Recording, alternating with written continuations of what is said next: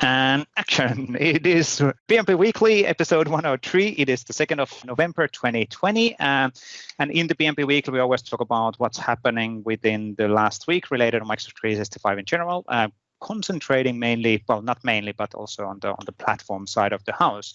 My name is Vesa Juvonen. I'm a program manager from the OneDrive SharePoint side, and with me as the co-host is Waldek. Waldek, who are you?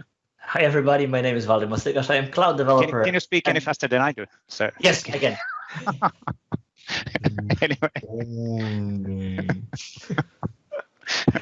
Well, anyways, I am cloud developer advocate at Microsoft, and today with us we have the background shows it's shiny, the sun shining. I don't know what's the reality, but today with us is Darrel Miller from the Graph product team. Hey, folks. Welcome, Darrel. Yep. Thank you very much. Yes, it is shiny like that.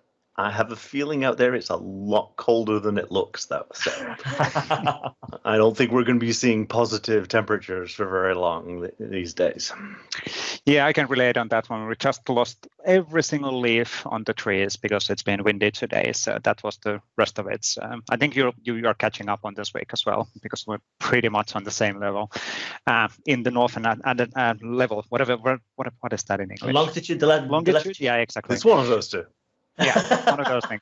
But Darrel, now you're in the craft team. Can you explain what do you actually do? What is your job?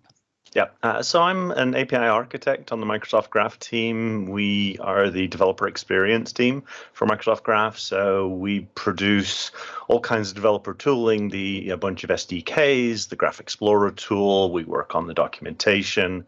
And we also help teams bring their APIs to Graph. So I sit on the API review board and help teams when they have their API designs, provide them guidance. And we also work with our sister half of the team over in Identity, which also own a bunch of Microsoft Graph capabilities, they take care of the onboarding of teams onto Graph. So it's kind of a portfolio team. We do a whole bunch of stuff, and we are growing quite enthusiastically at the moment. Which is really good, because obviously Microsoft Graph is the API for everything in Microsoft 365. Well, not just that, everything in the Microsoft world, hopefully in the future, right? Well, there's still Azure. There are the Azure APIs for management and data plane, and then there are the Graph APIs. We're slowly whittling down the number of APIs that developers really need to care about across the entire ecosystem. Yeah, which is obviously great, because having a product and service specific APIs is just stupid. Especially if possible, you can provide a standardized set of APIs. Well, stupid is one way of saying it's inconvenient to say the least, it's inconvenient, right? For third-party developers for sure, to be able always to figure out on which SDK, which APIs, how does this work, and what about authentication and all of that. So I think we're heading for sure to the right direction, having a standardized basically layer for all of the information which is available. Now, before we actually go too much on what you do right now, can you explain what is your background? When did you join Microsoft, and what did you do before this? I've been at Microsoft for about 4.5 years now. I actually joined as an evangelist for Azure API Management, which is a management gateway over in the Azure side. And that was right before the developer advocates team that Waldek, you're now working with, Jeff Sanquist's organization, and there was a plan to centralize. So they said to me, Darrel, we don't need evangelists anymore. I'm like, oh, okay. They said, what do you want to do? I do. Yeah, that's right. I said, I guess I've done all the evangelizing that is needed. No, we're going to spin up a whole new division of evangelists.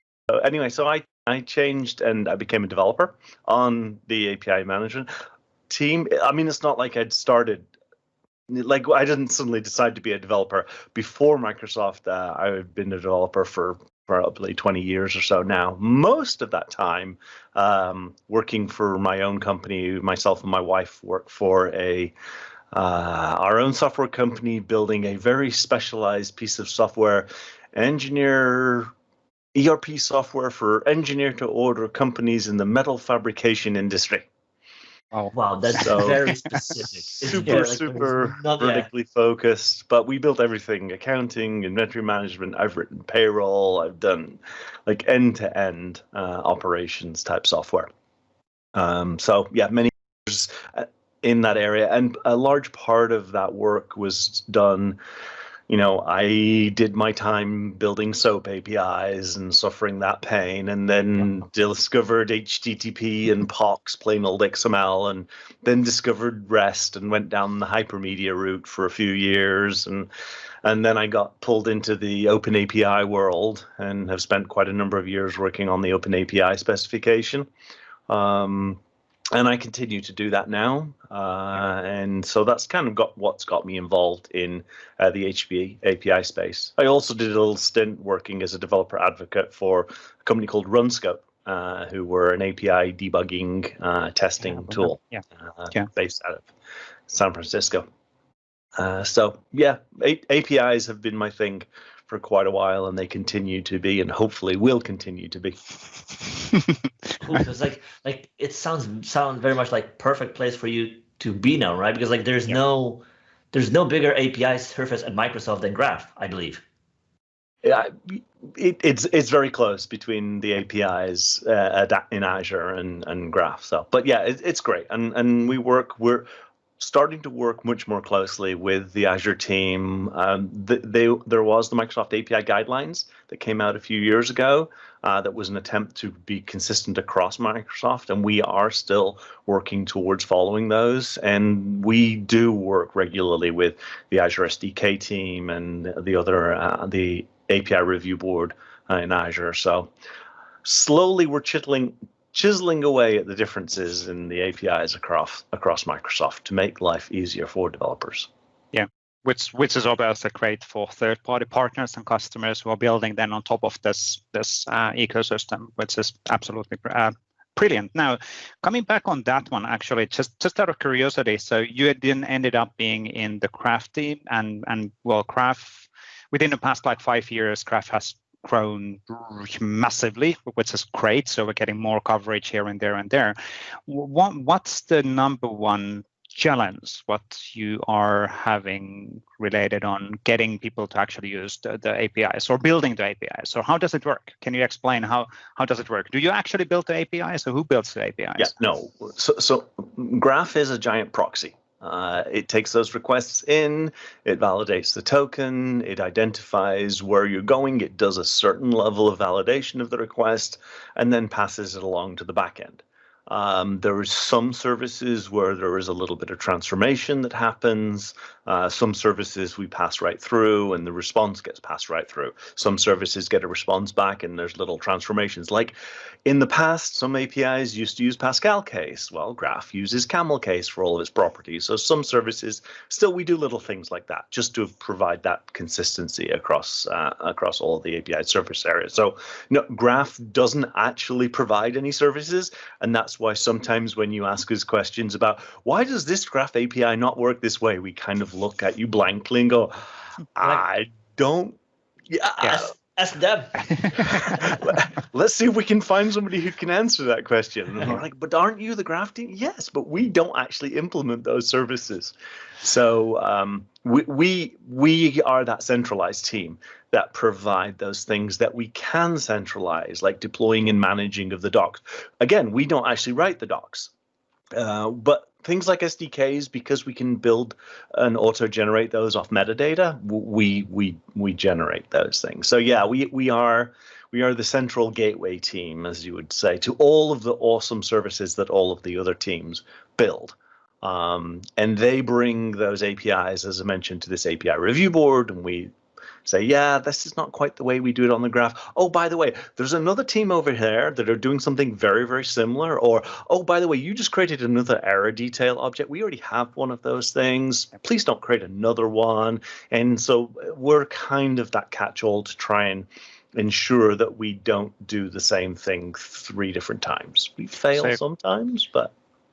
So you're kind of representing also the partner and ecosystem and community towards then the product team and say, no, don't do those crazy things. We have standards and you need to implement stuff in the right way so that the customers and partners can benefit out of it. Good way of defining that? Yes, it's very much part of that role, because a lot of those APIs initially aren't built intentionally for third party. They're built for first party type stuff, and we'll look at APIs and they'll go, what is that property? Oh, well, that's a schmoogly ID that is used in such a wiggly blah, blah, blah. And we're like, yeah, no, devs are going to have no clue what that is. Or this is this blob of JSON that we haven't schematized at all. And we're like, no. Or here we have a header that we use ourselves internally. No custom headers. Yeah. Like, if it's going to be on the graph, it needs to be documented. There should be no magical things that requires weird shenanigans. We want that experience to be as easy as possible. And in the long term, like, building that API to the quality that third-party developers need benefits first-party. It Absolutely frustrates certain people who have deadlines and they want to ship features and they want to get stuff out fast, and they're like, well, but we don't need that. But it's the right strategy. Actually, just to elaborate on that one, because that's a really good way of putting that as well. So unfortunately, there are organizations and teams in Microsoft who consider the first-party minimal viable product feature much more important than the let's say the quality of the API surface. So as long as there's something from the API which can achieve then the UX, whatever the shiny thing is, they're happy. And then the quality of the API is not good about a focus point, which then causes, let's say, friction points and debates between the teams on you should do this, and then no, we don't have time, and all of that stuff. So it's an interesting political, let's say, discussion for sure in Microsoft. Well, and we have the no breaking change policy, right? We don't allow breaking changes on Graph. Whereas if you're talking with your sister team who's building some product and you want to make a change, you can go over to that team and say, hey, we're going to do this change. Could you just coordinate the rollout, right? Which you can do. You can't do that when you have an ecosystem of thousands and thousands of apps deployed in many, many different companies. You can't just go, oh, by the way, could you just roll out a new version because we decided to change all your apps a little bit? Yeah. Can't you just inform the community and tell them that there's a new version? What's wrong? Doesn't that work out? So it doesn't work like that for sure.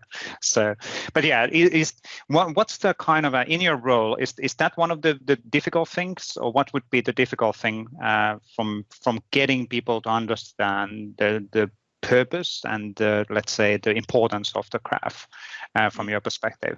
Yeah, I think that is an important aspect, and it's a reality of the entire API industry. Like, the web is mature. The web browsers are mature. We're understanding, although we evolve that regularly, but using the web and the internet as a substrate, a medium for HTTP APIs is something that is just starting to mature now. And although we've had a number of companies for a few years who really are API as a product, large companies are only just starting to understand the value of saying, okay, no, this API itself is a product, and we need to build it with the same level of care and UX focus that we work with all of our other products. So when teams are purely focused on shipping things to their own internal parties, it's not immediately apparent. And if you don't talk with third-party consumers on a day-to-day basis, because that isn't part of your day-to-day role,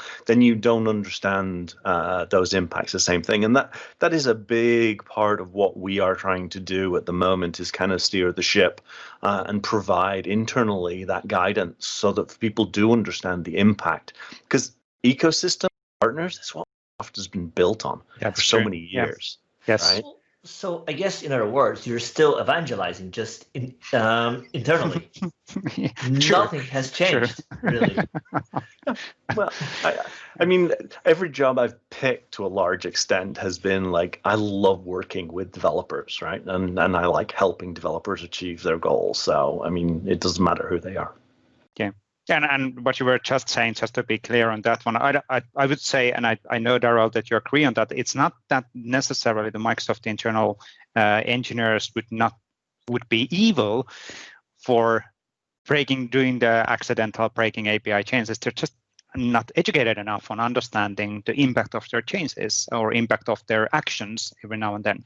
And then whenever there's a human mistake, and this might happen every now and then they learn from that, and then they remember that, and most likely their whole team will remember that because they will hear about the fact that they caused some havoc within customers and partners. So I think everybody in Microsoft don't want to break intentionally anybody, but hey, things do happen, and I think what the graph is providing is then the consistency and education for sure for the teams. Well, the still hasn't figured out what a breaking change for an API is. When we use a programming language, we know it's a breaking change because our compiler throws its arms up and says you have an error, right? But when it comes to an HTTP API, I reorder two properties in an object. Is that or isn't it a breaking change? Sure. It depends on the client and how it consumes it. So it can get really, really hard. We sit there sometimes with certain changes going, is this or is this not a breaking change? And to who would it be? What would you have to do in order for there to be an error because of this change? And there's really, really not an easy answer to that. And then figuring out the right way of versioning the APIs in general is for sure, that's certainly hard. Yes. So that you wouldn't actually break the people. Yeah. Exactly. And I guess so if you think about all these things, it goes a long way from just thinking about features and product.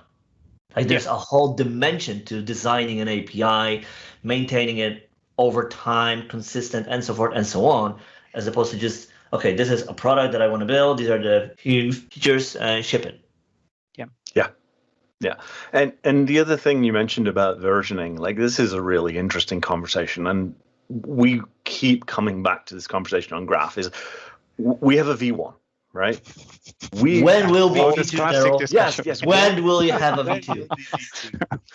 And this comes back to our conversation about we're a gateway. Right? We aren't one product team. We are 50 product teams. Yeah. And if you introduce a V2, how do you coordinate all of those 50 teams to be ready at once to say, oh yes, we have some breaking change that we'd like to do, some old legacy that we'd like to get rid of. And okay, so when will you be ready? Well, we'll be ready on this date. And then you talk to another team and like, oh no, we can't make that date, right? Yeah. And so like, well, okay, but so we'll move some things into V2. And when other things are ready, we'll move those into V2. Well, then what does a developer do? Like you have to start using half the stuff that's in V2 and half the stuff that's in V1.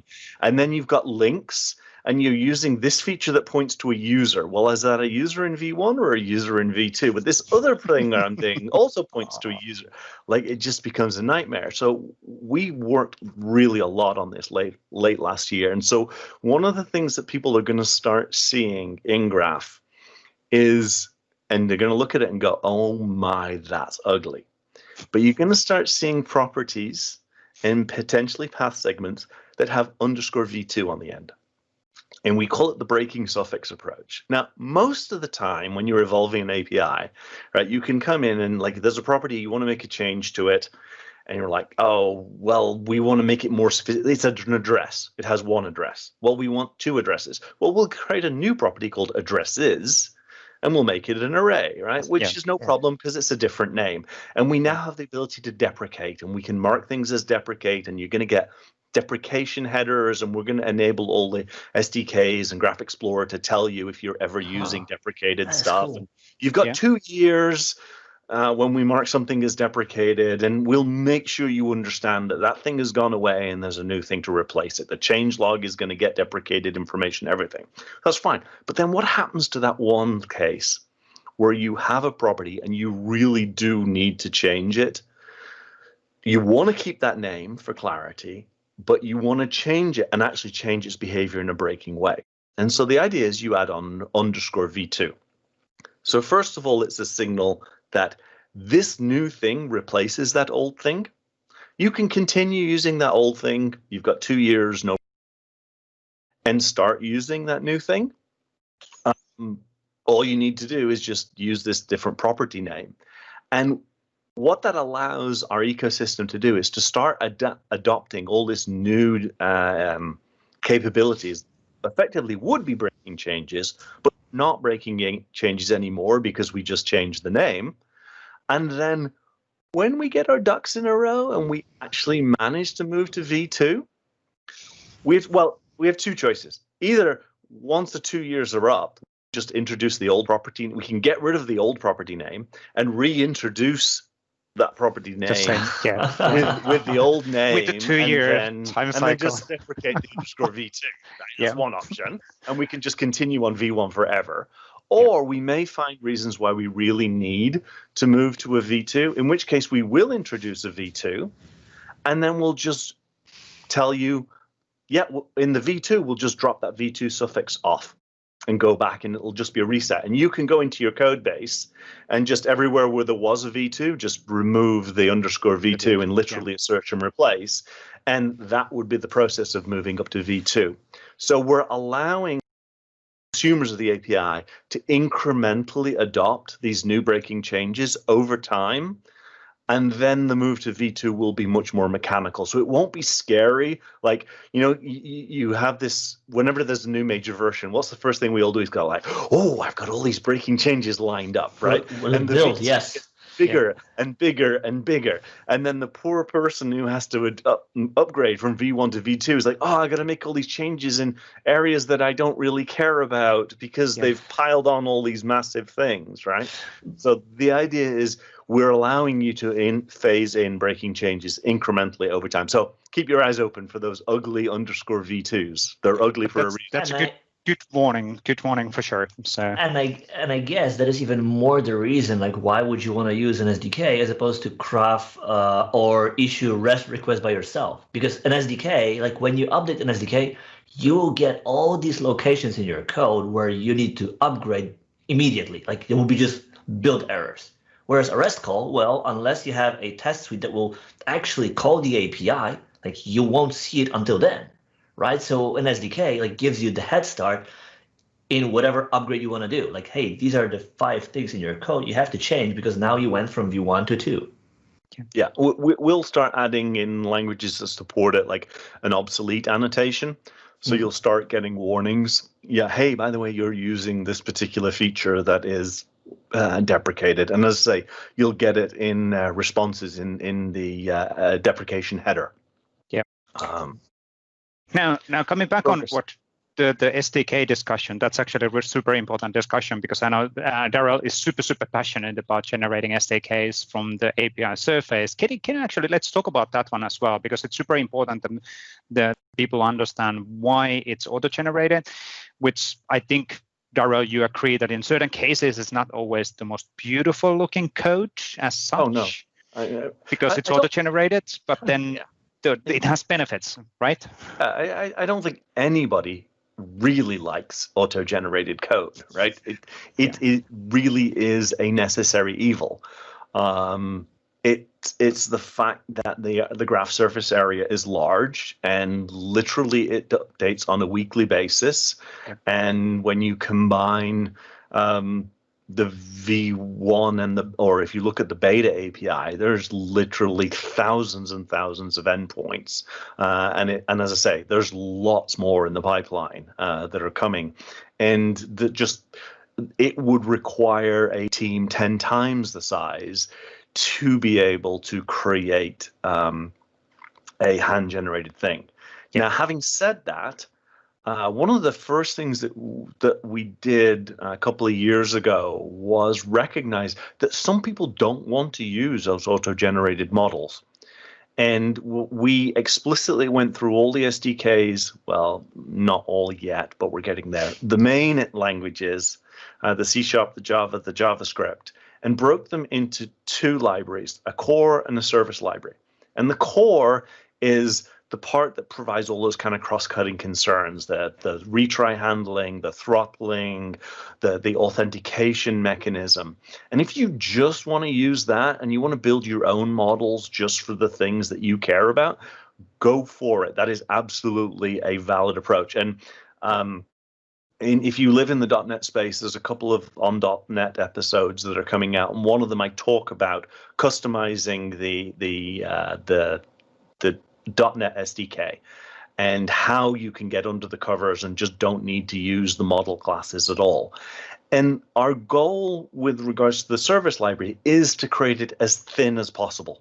It is really just a shell of types for the models and request builders. And request builders are just there to help you construct a valid URI and help you construct a valid payload. And really, if you don't want to use it, it's fine. If you want to use it to create something and then completely customize that request with your own variation on that, you want to insert your own middleware controls that do cross-cutting concerns, absolutely, completely valid. There should no be, the problem that people come up with SDKs is they usually take some kind of opinionated stance on how you should be calling the API.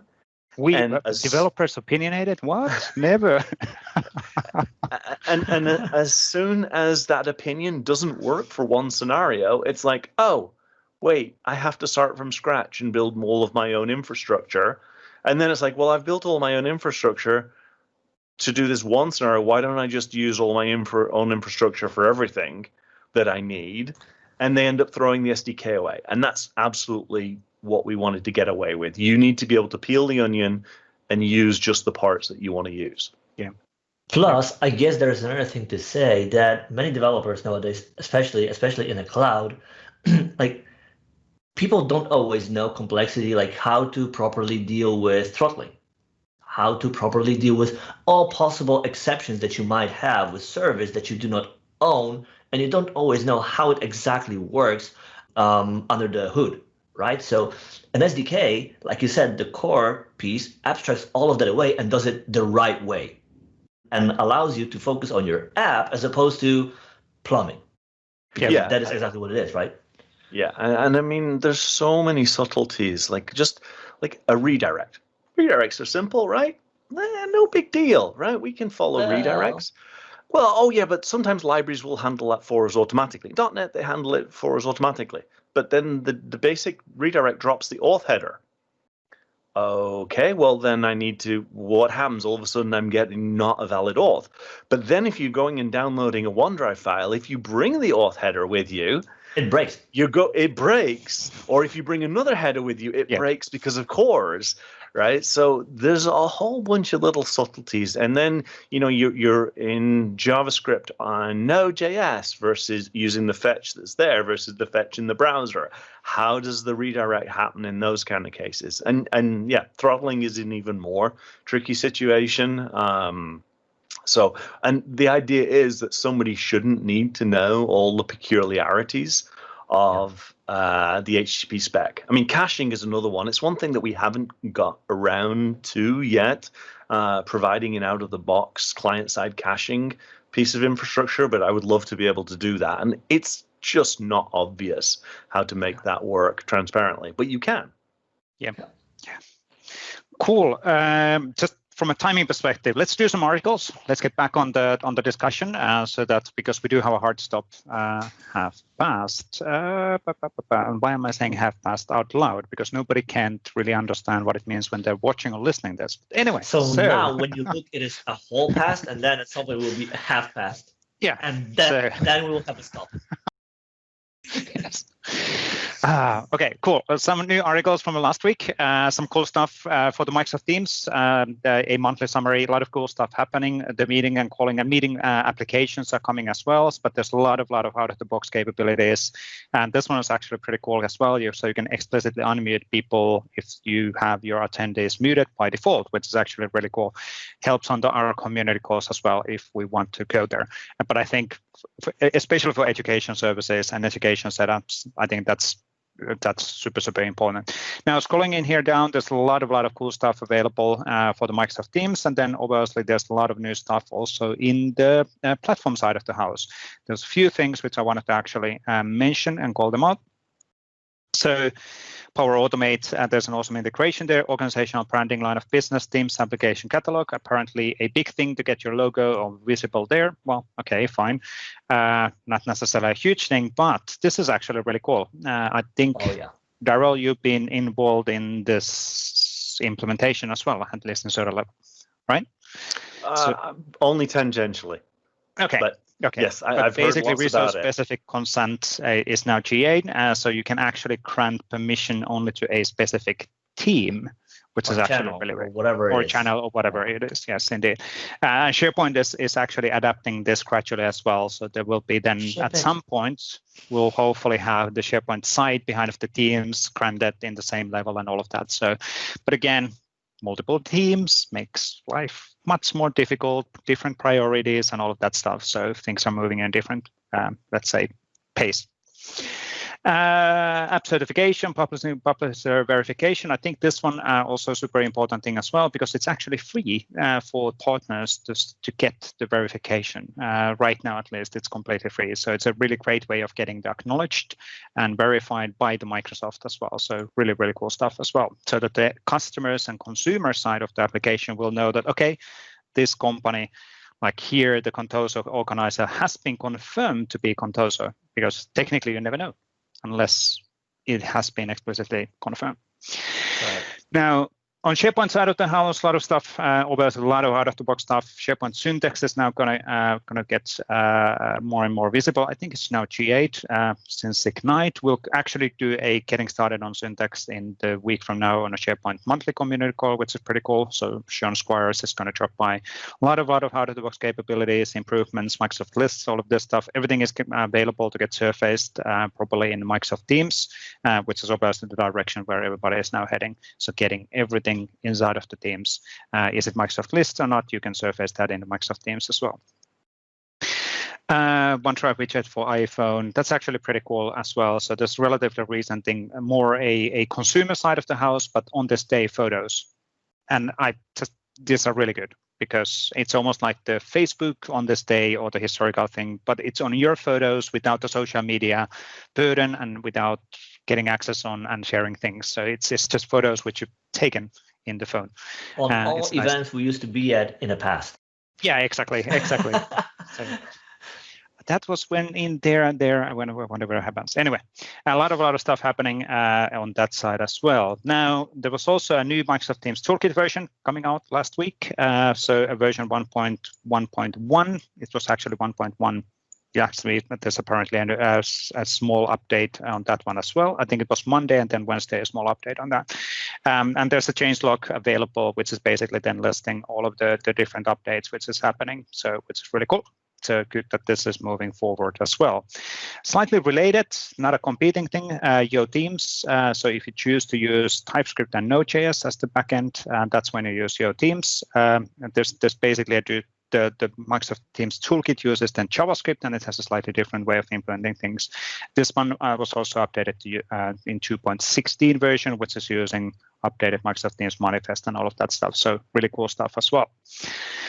CLI, Microsoft 365 CLI had a new version coming as well. A lot of new stuff getting released. Waldek, do you want to do a quick update on what's happening in here? Yeah, sure. So we've done two big things, which is one is we had to replace the inner workings of CLI. If all is well, as a user, you will not see anything from it. But over time, so when we would start working on CLI 3 years back, we chose a package to offer us the ability to have commands and help and everything. And over time, we saw that that package wasn't maintained anymore. So we decided like, okay, so that is too much for us. Let's just do the few things that we need. So we built that ourselves from scratch. But it also means that we need to replace a few things. So we've done it now. And as you can see, like it isn't a major change. So we didn't break anything intentionally, at least, right? Yeah. Other than that, we added few commands and scripts, and would recommend, or we would like you to give it a try and tell us what you think. Cool. Things are moving on that side as well. Now, that's an interesting, the removal of Warple is an interesting example of the open source community industry. Everybody across the world that's using open source and building their stuff, but then you had a dependency on something which is fully open source, when all of a sudden nobody's updating that, or the whole team is gone. And it's like, well, my whole product and then is based on this. You can do a fork, but at some point, like it's just maybe like, but that means that now you own that thing too, and now you have to learn all of that code with all their intricacies, which might be explained or not, right? So it's just this like, do you want to take this additional load, or will you say, you know what, we will either move to something else like we did with request and Axios. Yeah. Or you'll say, you know what, we're going to build the few things that we need and not take another dependency. So yeah. Cool. And then, Darrel, this is something which you work together with the Azure team. So Microsoft Identity Web, Microsoft Graph. What is this? Why should they care? so this is a layer on top of a layer on top of a layer. There you have MSAL, which is the library that will make it easy for you to go get tokens for a variety of different OAuth flows, and it has what they call the public client application and the confidential client application. Now, when you move into like the web world and an ASP.NET, it gets a little bit more complicated because what you're doing is you're taking some kind of credentials that came in on the inbound, i.e. like if you're building a web app, somebody signs in with an OAuth 2 flow, or if you're doing an API, they're making a call with a token to that particular API. But then what happens if you want to call another API on the background in behind the scenes? You need to do a token exchange, or you need to get a new token for the back-end API based on the credentials that came in from the front end. And so that's what Microsoft Identity.Web does. Now, if it turns out that you want to call Microsoft Graph on the back end, you can layer this extra Microsoft.Identity.Web.MicrosoftGraph in there. And it just allows you in an ASP.NET web app to just, as you're setting up the security, say, oh, could I use Microsoft Graph, please? And in the first iteration that was out a month or so ago, it allowed you to do delegating access calls, but it didn't allow you to do app-only calls. And it kind of built the Graph client for you. So if you wanted to do any of that customization that I was mentioning before, you wanted to add in your own middleware, you couldn't. So this recent update adds in app-only support, and it adds in an overload that just allows you to pass in a func that takes an auth provider and returns a Graph service client that you've built based on your own requirements. So it's just some extra capabilities into that layer on top of a layer on top of a layer. Yeah, but that's completely natural because it's all about abstraction layers and making it easier to people to consume things. It's just then the only challenge is always to educating people that, hey, now there's even easier way to do things, and then making sure that they can see the guidance of that there's an easier way to do things. So yep, and I have a recorded on .NET episode that should come out very soon that is all about how to do this. Excellent. Cool.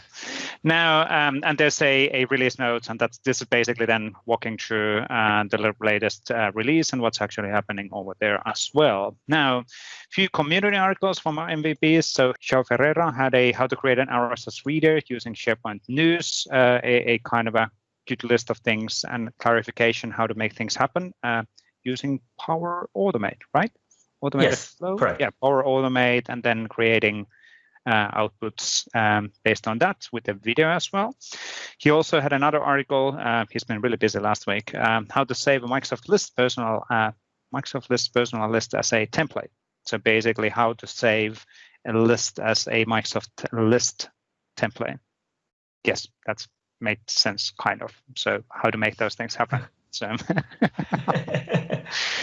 Tommy Tavela had a update on his absolutely brilliant Chrome SP editor. It's starting to be kind of a pity that it's SP editor because it's certainly not just about SP, but it's something what he's been building. M365 editor for M365. Something, yeah, that could be the way of doing that. But now he included there a Graph SDK in the console, so you can actually easily do then calls directly in that tooling, and that's a Chrome extension which works in the Edge Chrome as well, and you can easily access information, do modifications on live files behind the scenes and all of that stuff. It's actually surprisingly flexible tool, and I know that as an example, Valo Intranet, who builds stuff for Microsoft Teams, is using this tool quite a lot to test out things. So. And that's why Elio is over there as well, and Elio is happy. So. Good. Patrick Lambert had a deploy SPFX Web part using GitHub Actions and the CLI for Microsoft 365. So the CLI for Microsoft 365, there's quite a lot of actually automations related on CI/CD operations, right, Waldek? Yes. And this is basically walking through then how do you do that, how to make that automation work, not doing things manually, but automating deployments. Good. Here we have an entry from RAM, creating user scoped property in SPFX Web part. So basically dynamically changing the web part behavior on the user, which is pretty cool as well, and a video format. There's more and more videos which community is doing, which is actually great as well. And walking through that implementation in TypeScript. So pretty cool. And there's a sample available as well. And this one's from our design god, so Stefan Bauer. Stefan has this challenge that whatever he's thinking is so advanced that people can't keep up on his thinking. I always try to explain him that he needs to explain the basics first and then go to the deep dive. But this is really around. He does. He does. Grid. There you go. Yeah, absolutely. Building SharePoint Client UI compliant grid from scratch and then walking through the different layouting and scaling on that one. So that's really cool as well. And he had another one actually more than a week ago, where he walks through how the background section design should be implemented in SPFX Web parts. And this is something which is actually more advanced than our official documentation, which will be then updated based on this. So we already talked about that one with Stefan. So cool. Because it's a much cleaner implementation, what we officially recommended. So and now we need ideally that should be kind of either template or code snippet, right? That can just add as opposed to making it easier. Yeah, absolutely. So. And this one is from Luis Fries, how to deploy Microsoft Teams app templates in your tenant. So walking through this awesome ready-to-use Microsoft Teams app templates, so which are ready-to-use, production-ready solutions, but people can take those into account and install to their tenants. And they're using the Microsoft Graph behind the scenes. And there's a few things which you always need to do, like setting up the applications in Azure and all of that. And this walks through the different requirements, making it super easy. What to set it up in the tenant and then start actually testing things. So really cool. And in our bi-weekly community calls, we're actually covering every single time one Microsoft Teams app template, which is pretty cool as well. So on one of the bi-weekly calls on Thursdays. Now, one more from Shai Ferreira. He had 3 articles from this week, all tagged with a hashtag PnP Weekly. So we want to make sure that we cover them. But how to post SharePoint News Link programmatically. So basically how to post a SharePoint News article using an API which isn't officially, however, documented. And this is one of those things where Darrel is depending when you watch this, it might work, might no longer work. Exactly. It might work differently. Exactly. So basically, this is a native SharePoint online API, which the quite typically partners are then reverse engineering, and then they can use it, but we do not, since it's not documented, we do not guarantee that not to be broken in the future. And also the right way would be to have all of this in Microsoft Graph, so that the first party, the feature engineers who are responsible of this capability would implement that directly in the Microsoft Graph, and then everybody can take advantage of that. So, well, we're heading to the right direction, one step at a time. Trust me, it's frustrating. Breathe. This one is really good from Sarah Haas. What is a project Cortex and what is a SharePoint syntax? So what's the difference between these two things? So really walking through that one and have a discussion with the other people in the recording 365 on that. So really good extra clarification what it is. So briefly just explaining SharePoint context, SharePoint context, SharePoint. Syntax of SharePoint syntax. SharePoint syntax is a subset of Project Cortex, so super clear. And then the final video from YouTube is from Aisha Bus, a Build and One Productivity Hub solution using Microsoft Teams, Microsoft Graph Toolkit. So really cool setup and a summary. And I think this isn't super long, just double checking, 36 minutes walking through how to make things happen. So really cool stuff as well. But that's for the articles this week. Let's come in the back in here and do some close-ups. And Waldek needs to go in 1 minute. Which is half past. Yes. If you watch it. So Darrel, what's going to happen this week? Anything exciting on your pipeline in the upcoming weeks? It is a Fix, Hack, and Learn in Microsoft week, so nothing is really happening. Are you doing? Oh no, there's not. This is the week that everything exciting happens. Yes. I'm actually hacking around on building tooling to help our API review process.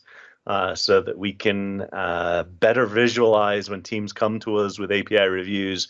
We can understand how it impacts the larger Graph API and be able to provide quicker and more accurate guidance to the team. So that's what I'm playing around with this week. Cool. What about you, Waldek? I am new to the team, so it's like I apparently missed all of the hacking.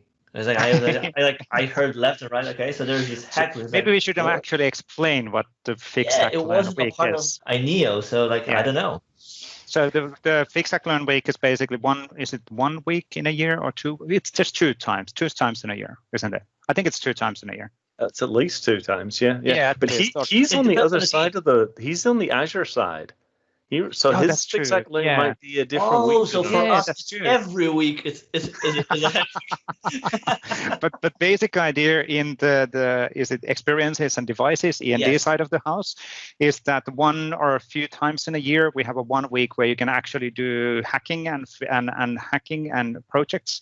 So you're not expected to actually work on your day-to-day job. So you can actually come up with a hobby project and build that and then show it off on the end of the week or next week.